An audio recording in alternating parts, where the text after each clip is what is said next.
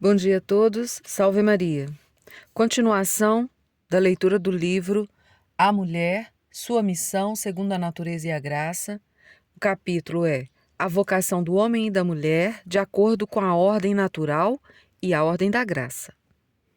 Encontramos as observações mais explícitas sobre a relação entre homem e mulher nas cartas de São Paulo. A passagem mais controvertida está em Coríntios 11, versículo 3 e seguintes. Quero, entretanto, que saibais que ser Cristo o cabeça de todo homem, e o cabeça da mulher, e o homem o cabeça da mulher. Então, quero, entretanto, que saibais ser Cristo o cabeça de todo homem, e o homem o cabeça da mulher, e Deus o cabeça de Cristo. Todo homem que ora ou profetiza tendo a cabeça coberta, desonra sua própria cabeça. Toda mulher, porém, que ora ou profetiza com a cabeça sem véu, desonra sua própria cabeça, porque é como se a tivesse raspada. O homem não deve cobrir a cabeça por ser ele imagem e glória de Deus, mas a mulher é glória do homem. Porque o homem não foi feito da mulher, e sim a mulher do homem. Porque o homem não foi criado por causa da mulher, e sim a mulher por causa do homem. No Senhor, todavia, nem a mulher é independente do homem, nem o homem independente da mulher. Certamente não é ofensivo ao apóstolo afirmar que, nesta instrução aos coríntios, se misturam coisas divinas e humanas, coisas temporais e eternas. O corte do cabelo, as roupas, são assuntos relacionados aos costumes de cada época, como, aliás, o próprio São Paulo diz encerrando esta passagem. Contudo, se alguém quer ser contencioso, saiba que nós não temos tal costume, nem as igrejas de Deus. O fato de uma decisão a respeito das roupas a serem usadas pelas mulheres de Corinto durante o culto divino ter sido obrigatória para essa comunidade fundada por ele, não se pode concluir que devia ter validade para todos os tempos.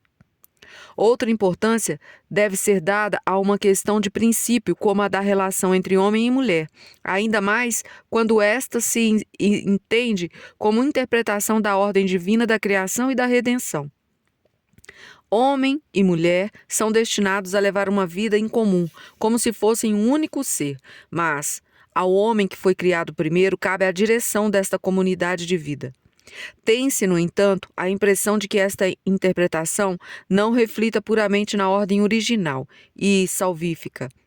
Antes, parece imbuída ainda da ordem da natureza caída, uma vez que dá destaque à relação de domínio e entende o homem como ser mediador entre o Redentor e a mulher. Nem o relato da criação, nem o Evangelho fazem referência a esta mediação na relação com Deus. Ela é própria, isso sim, da lei mosaica e do direito romano. Mas o próprio apóstolo conhece uma outra ordem que ele descreve na mesma carta aos Coríntios, no trecho em que fala do casamento e da virgindade. O marido incrédulo é santificado no convívio da esposa. E, como sabes, ó mulher, se salvarás o teu marido? Esta é a expressão da ordem do Evangelho segundo a qual toda alma é por Cristo conquistada para a vida, e todo aquele que é santificado pela união com Cristo, seja homem ou mulher, tem a vocação para ser mediador. A relação entre homem e mulher é tratada de maneira ainda mais detalhada na carta aos Efésios. As mulheres sejam submissas a seus próprios maridos, como ao Senhor, porque o marido é o cabeça da mulher, como também Cristo é o cabeça da igreja, sendo este mesmo redentor do corpo. Como, porém, a igreja está sujeita a Cristo, assim também as mulheres sejam em tudo submissas aos seus maridos. Maridos, amai vossas mulheres, como também Cristo amou a igreja e se entregou por ela, para que a santificasse, tendo-a purificado por meio da lavagem da água e pela palavra da vida, para apresentar a si mesmo sua igreja já gloriosa, sem mácula, sem ruga, nem coisa semelhante, porém santa e imaculada. Assim também os maridos devem amar as suas mulheres como a seus próprios corpos. Quem ama sua esposa, a si mesmo se ama. Porque ninguém jamais odiou sua própria carne. Antes, a alimenta e cuida dela. Como também Cristo o faz com a igreja, porque somos membros do seu corpo e de sua carne e osso. Eis porque deixará o homem a seu pai e a sua mãe, e se unirá à sua mulher, e se tornarão os dois uma só carne. Grande é este mistério, mas eu me refiro a Cristo e à igreja. Não obstante, vós, cada um de si, também ame a sua própria esposa como a si mesmo, e a esposa respeite seu marido.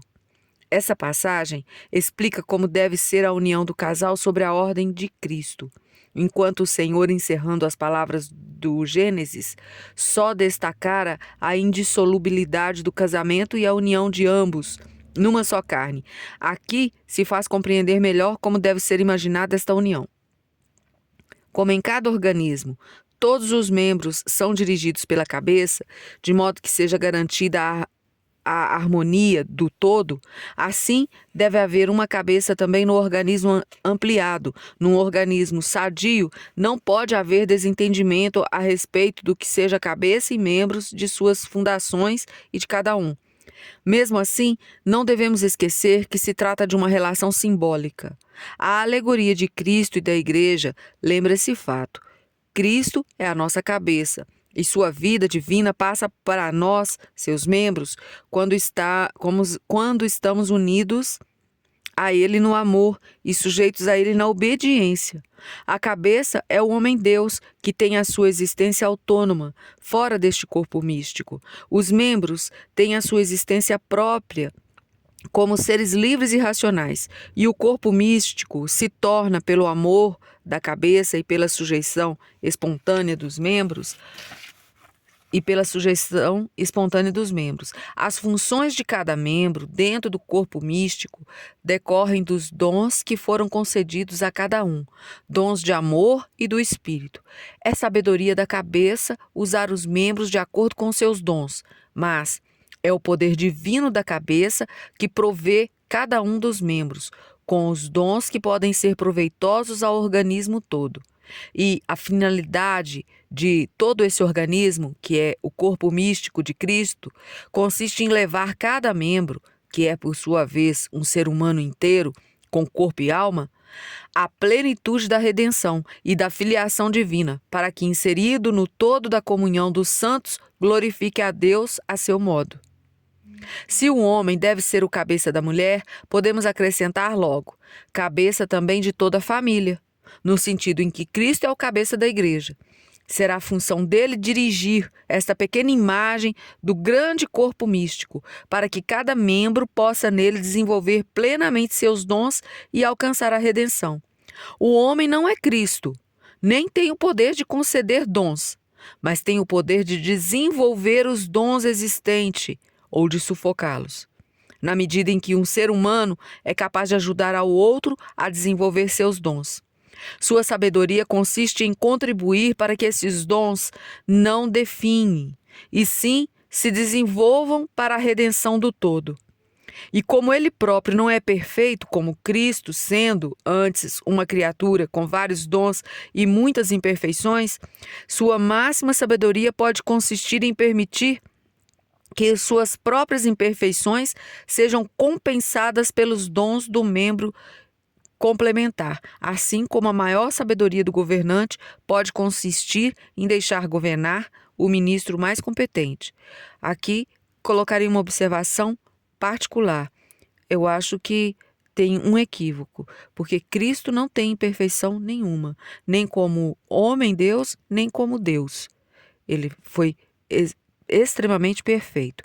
O homem, sim, tem imperfeição. Mas é essencial para a saúde do organismo que isso se dê sob direção da cabeça. Quando o corpo se revolta contra a cabeça, o organismo não pode vicejar, assim como não pode prosperar quando a cabeça deixa o corpo extremar-se. Enquanto na carta aos Efésios trata da união conjugal, O apóstolo fala da primeira carta a Timóteo, mais expressamente do lugar da mulher na comunidade. Ela deve estar trajada de modo simples, decente e externuar a sua piedade em boas obras. A mulher aprenda em silêncio, com toda a submissão, e não permito que a mulher ensine nem que exerça autoridade sobre o marido.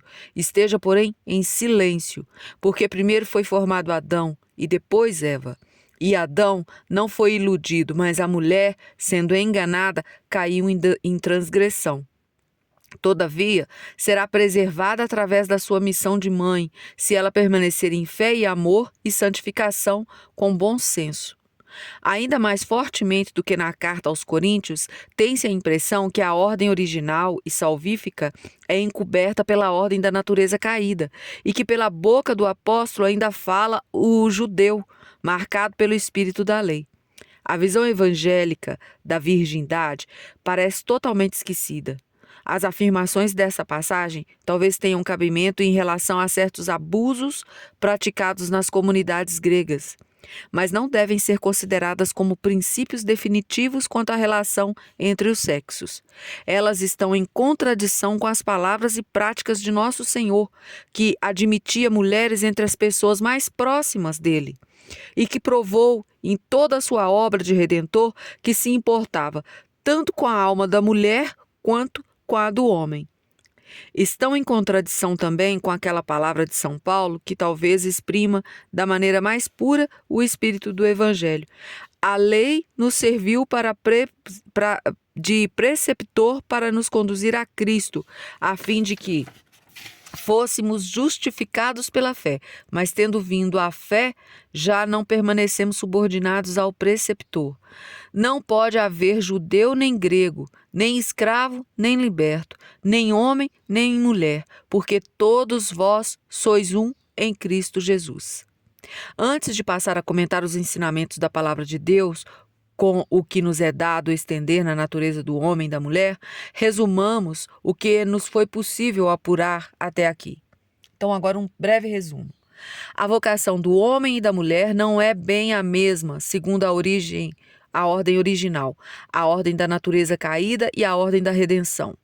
Originalmente, ambos tinham a missão de preservar a própria semelhança com Deus, de dominar a terra e de propagar o gênero humano. Não há esclarecimentos maiores a respeito de uma superioridade do homem que parece encontrar sua expressão no fato de ele ter sido criado antes. Depois da queda, a relação entre eles se transforma em uma união de amor em relacionamento de dominação e subordinação e é desfigurada pelo desejo. O homem recebe em primeiro lugar a atribuição de lutar pela existência, a mulher a tarefa de parir. Mas surge também a promessa de redenção, pois a mulher deverá travar a luta contra o mal e o sexo masculino passa a aguardar sua coroação na figura do futuro filho do homem. A redenção pretende restabelecer a ordem original. A superioridade do homem se revela no fato de o Redentor vir à Terra em forma de homem. O sexo feminino ganha sua nobreza pelo fato de o Redentor nascer de uma mãe humana. Uma mulher é a porta pela qual Deus entra no gênero humano. Assim como Adão foi um modelo do futuro rei, divino e humano, assim todo homem deve tomar Cristo como modelo no reino de Deus e imitar na união conjugal a solicitude amorosa de Cristo pela Igreja.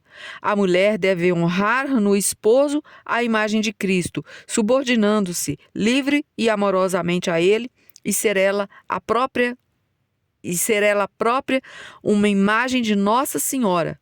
Isto significa ao mesmo tempo que ela própria deve ser imagem de Cristo. Terminamos por hoje. Salve Maria.